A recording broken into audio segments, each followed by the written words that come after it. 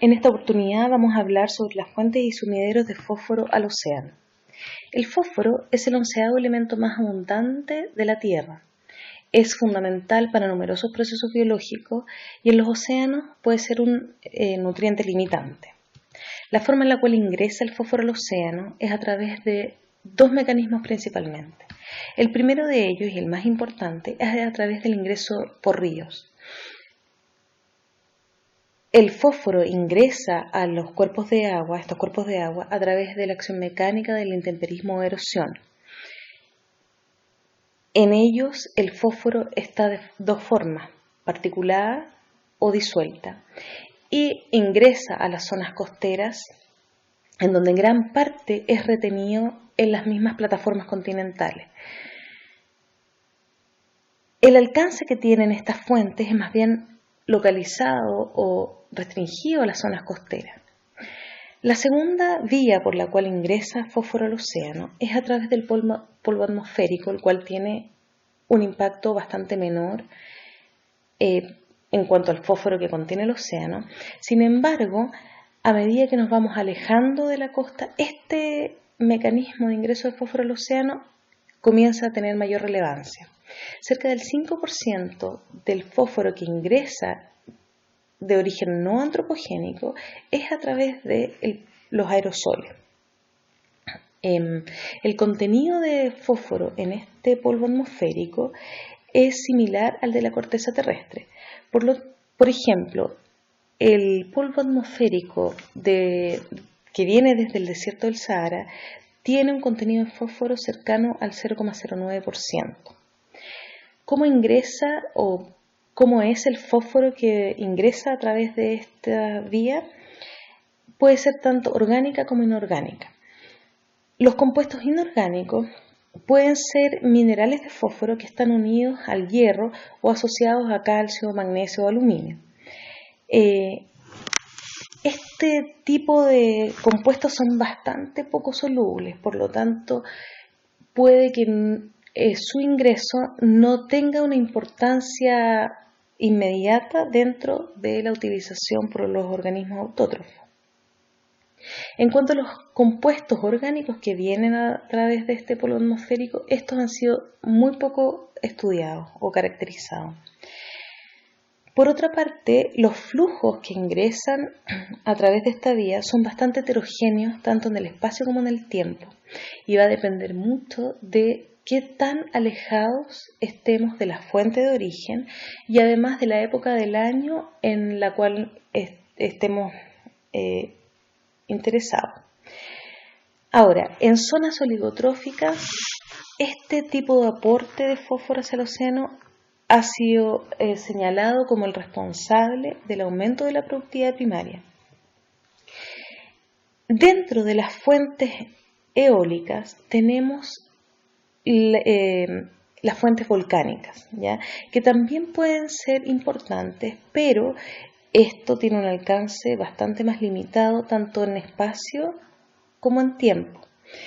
Pero son importantes debido a que las cenizas volcánicas tienen un contenido de fósforo cercano al 1%, es decir, 10 veces mayor al promedio de contenido de fósforo en el polvo atmosférico.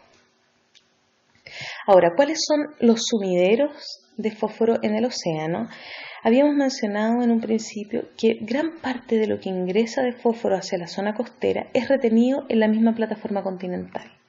Cerca del 99% del fósforo particulado que llega a través de los ríos es retenido en la zona costera y el 25% del fósforo que ingresa de forma disuelta, ¿ya? Por lo tanto, este alto aporte de fósforo particulado es rápidamente depositado en los sedimentos, ¿ya?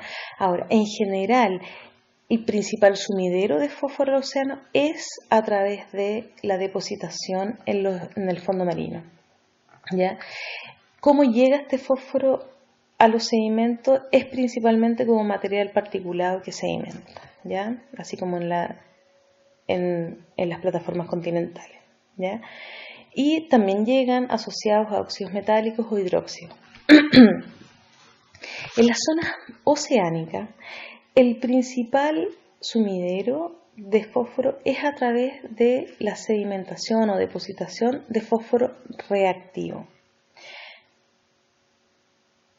¿A qué nos referimos con fósforo reactivo? Al fósforo que está contenido en la materia orgánica y el cual además puede estar asociado a óxidos de hierro, ¿ya? Los cuales son ligeramente absorbidos por la materia orgánica.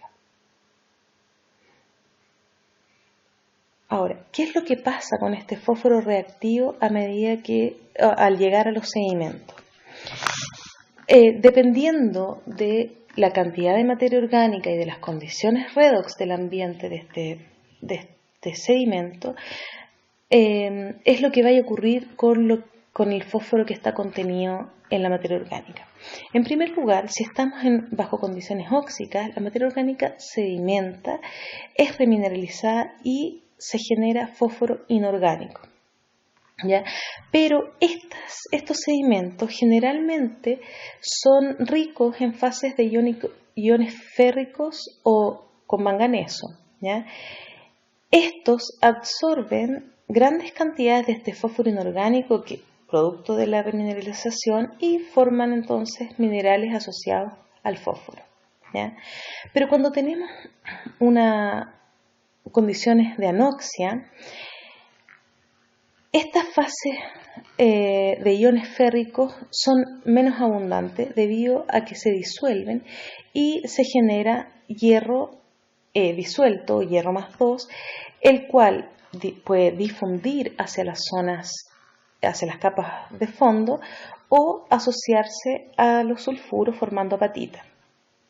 Durante esta disolución se libera nuevamente el fósforo inorgánico, ¿ya?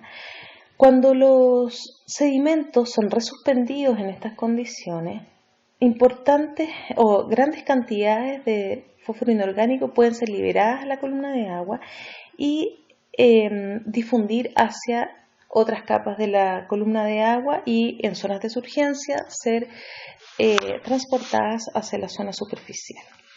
Bueno, bajo condiciones de anoxia, ¿qué es lo que ocurre con este fósforo inorgánico que ha sido liberado? En condiciones de anoxia, en condiciones óxicas, el contenido de fósforo es aproximadamente 0,3%. Pero existen condiciones de cuando tenemos bajo contenido de oxígeno o anoxia, en donde los sedimentos pueden llegar a tener más del 5% de fósforo, de contenido de fósforo. ¿Qué es lo que ocurre bajo estas condiciones de anoxia? Uno de los productos puede ser la formación de depósitos de fósforo conocidas como fosforitas. Las fosforitas son depósitos sumamente importantes debido a que constituyen una de las principales fuentes de fósforo para la fertilización y que es utilizada para la agricultura mundial, ¿ya? ¿Cómo ocurren estos depósitos de fósforo? Pueden ser como arenas, nódulos, gravillas, costras, etc., ¿ya? Crecen muy lentamente, a una tasa de entre 1 y 10 milímetros cada 1000 años, ¿ya? Bueno, ¿cómo ocurre la formación de estos depósitos de fósforo? Es a través de, en condiciones redox y en donde el fósforo inorgánico ha sido liberado y también otros iones, por ejemplo, como el flúor, a través de la disolución del carbonato de calcio, se libera calcio, también carbonato, y al existir estos iones disueltos, se unen al fósforo formando francolita. Este mineral precipita y es la principal vía de remoción de fósforo. Sin este mecanismo de remoción de fósforo, el fósforo que se encuentra disuelto tanto por la remineralización de la materia orgánica como por la disolución de los iones férricos difundiría hacia la columna de agua, aumentando cada vez más las concentraciones de fósforo. Por lo tanto, este mecanismo es la principal vía de remoción de fósforo del océano. ¿Dónde se localizan los principales depósitos de fosforita? Es principalmente en áreas altamente productivas, ¿ya? Pero que además tienen un bajo ingreso de detrito, ¿ya? Esto es tanto por producción biológica in situ como por ingresos fluviales. ¿Por qué? Porque si tenemos un alto contenido de material particulado, por ejemplo, a través del ingreso de río, la señal de este fósforo, de estos fósforos, de estos minerales con alto contenido de fósforo se diluye y por lo tanto no se pueden formar costras o nódulos a la tasa de acumulación que se requiere para formar estos depósitos de fósforo, ¿ya? Por ejemplo, este es un trabajo realizado fuera de Perú, en donde se observa que existe un alto contenido asociado a las aguas de fondo de fósforo, 3 microgramos de átomo por litro, y que están asociados a aguas de fondo con muy bajas concentraciones de oxígeno. Fíjense aquí, cerca de 0,2 ml por litro o incluso menos.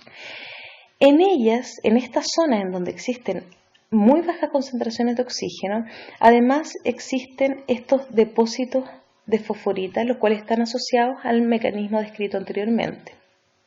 Ahora, algunos lechos de fosforita pueden alcanzar incluso 300 metros de espesor, ¿ya? Y pueden llegar a tener hasta un 20% de contenido de fósforo, ¿ya? Estas fosforitas, que son gigantes fosforitas, han sido depositados a lo largo de la escala geológica, ¿ya? Las fluctuaciones que han existido a lo largo de estas escalas geológicas permiten determinar los cambios, por una parte, en el flujo de río de fosfato, o además los cambios en las tasas de enterramiento de material orgánico con alto contenido de fósforo, ¿ya? Debido a la gran cantidad de fósforo en las fosforitas, su formación puede haber tenido impactos en el cambio climático. Por ejemplo, durante un periodo glacial que disminuya el nivel del mar, puede haber expuesto las fosforitas que han sido enterradas anteriormente, llevando a un aumento de la productividad primaria al ser erosionadas estas fosforitas, ¿ya? Esto causaría un aumento de la producción primaria y por lo tanto una disminución, por ejemplo, del dióxido de carbono en la atmósfera a raíz de este aumento de la productividad primaria y por lo tanto fomentaría el enfriamiento de la atmósfera, ¿ya? Y de la superficie de la Tierra. ¿Ya? La depositación de fosforitas también puede tener un impacto en los niveles del oxígeno en la atmósfera, ¿ya? Por ejemplo, cuando en periodos en donde hubo menores contenidos de oxígeno en la atmósfera, ¿ya? Debiera haber existido una menor cantidad de óxidos de hierro en las aguas de fondo y por lo tanto un menor contenido de oxígeno en el océano profundo, produciendo una menor eficiencia de este enterramiento de fósforo al asociarse con estos óxidos de hierro, ¿ya? Por lo tanto, si hay más fosfato disuelto en el agua de mar, se podría haber visto aumentada la productividad primaria y por lo tanto la generación de oxígeno hubiera sido mayor. Bien, el último sumidero de fósforo al océano son las fuentes hidrotermales, ¿ya? Alguna vez se pensó que las fuentes hidrotermales eran una fuente de fósforo hacia el océano, pero en realidad las plumas asociadas a estas fuentes hidrotermales tienen concentraciones similares o incluso menores a las del agua de mar. Pero el proceso de remoción que se asocia a estas fuentes hidrotermales, que puede ser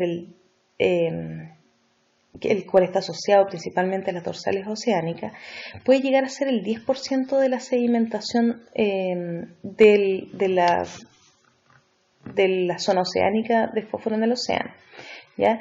La mayor parte de este secuestro de fósforo a través de las fuentes hidrotermales está asociado a la formación de óxidos de hierro que se forman con la oxigenación de la pluma hidrotermal, en donde el fósforo inorgánico se asocia a los minerales con hierro.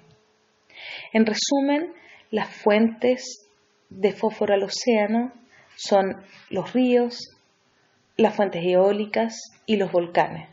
Y en cuanto a los sumideros, tenemos el enterramiento de la materia orgánica, la absorción de fósforo y la coprecipitación con el hierro, la formación de fosforitas y por último los procesos hidrotermales.